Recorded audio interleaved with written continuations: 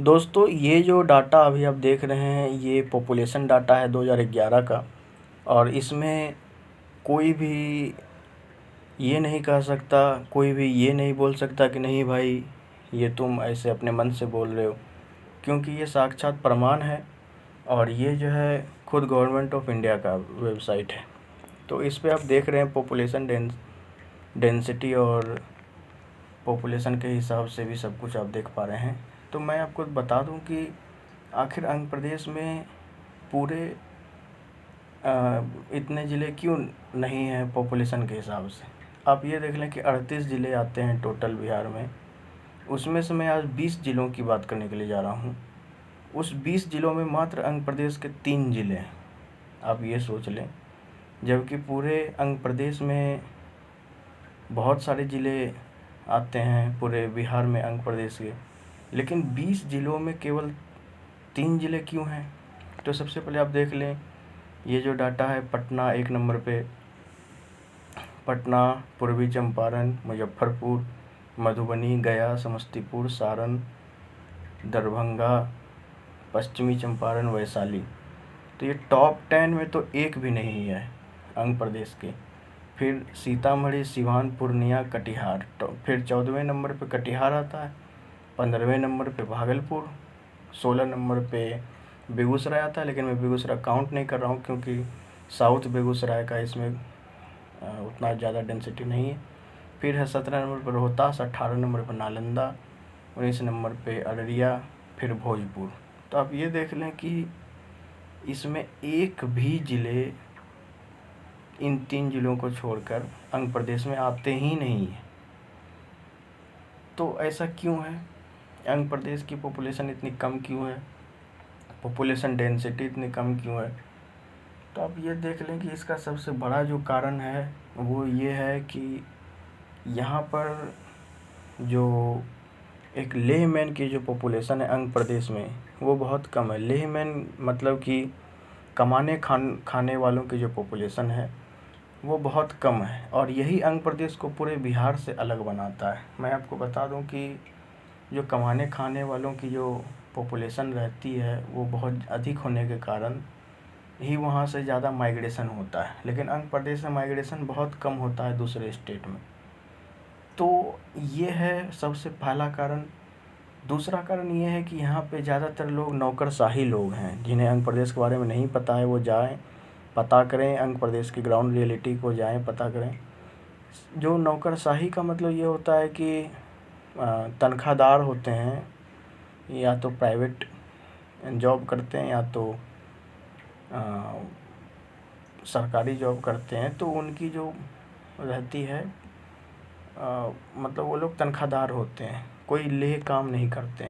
तो वो बहुत बड़ा फैक्टर है कि आंध्र प्रदेश में जो है वो कम पॉपुलेशन है, क्योंकि अगर ज़्यादातर लोग काम करने वाले होंगे, ज़्यादातर लोग नहीं होंगे लेहमैन टाइप के, तो वो लोग कम बच्चे पैदा करेंगे। क्योंकि लेहमैन या फिर जो कम IQ लेवल के जो लोग होते हैं तो उन्हें इतना ज़्यादा पता नहीं होता कि ज़्यादा बच्चे पैदा नहीं करने चाहिए या कम करने चाहिए। तीसरा, स्ट्रेटेजिक लोकेशन। क्योंकि आंध्र प्रदेश का लोकेशन आप देखें तो साउथ ईस्ट में पड़ता है अगर बिहार के पर्सपेक्टिव से देखा जाए। लेकिन यदि ईस्ट इंडिया या फिर बिहार झारखंड को मिला करके देखा जाए तो ये ईस्ट बिहार झारखंड में पड़ता है। और यहाँ का जो ज़्यादातर क्षेत्र है वो है प्लेट्यू रीजन भी है और प्लेन एरियाज़ भी आते हैं। अगर खगड़िया, कटिहार और बेगूसराय के कुछ और लखीसराय के कुछ क्षेत्रों को इंक्लूड करें तो प्लेन एरियाज़ भी आते हैं, लेकिन ज़्यादातर जो क्षेत्र है वो प्लेट्यू रीजन है। तो यहाँ पे इस कारण से भी पॉपुलेशन ज़्यादा नहीं है। उसके बाद मैं बात करता हूँ, ये 3 बड़े कारण तो मैंने आपको बता दिए।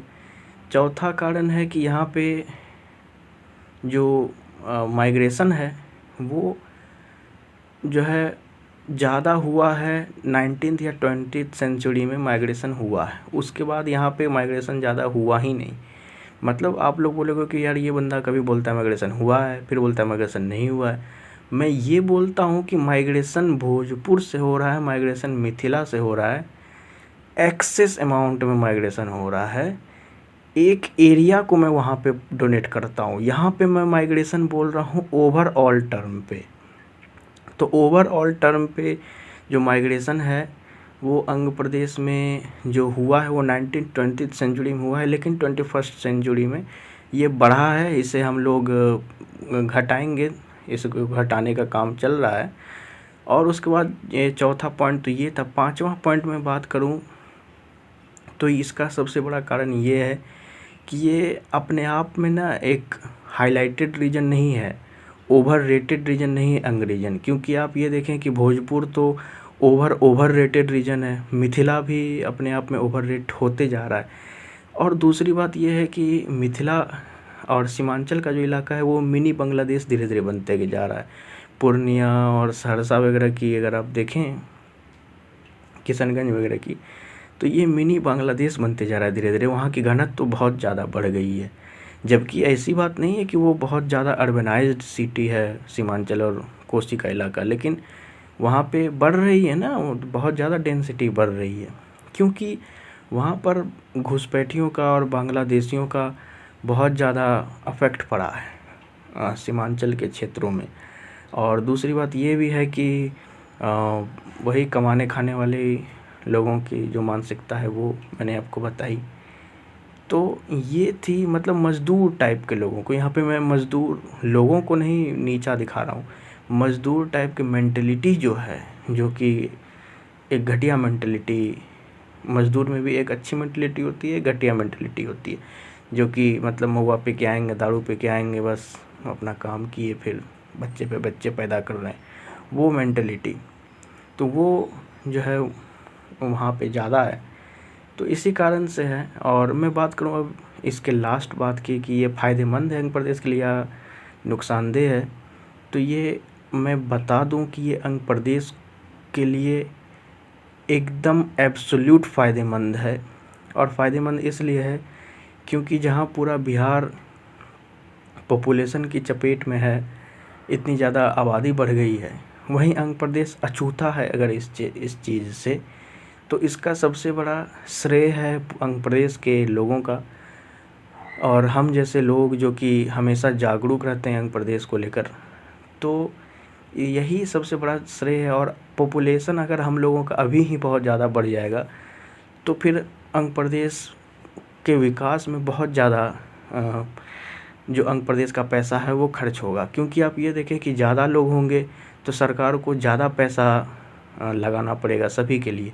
आप ये देख लें कि यदि आप 100 रुपये कमा रहे हैं, आपके पास 2 बच्चे हैं, तो आप दोनों को 50-50 रुपये देंगे।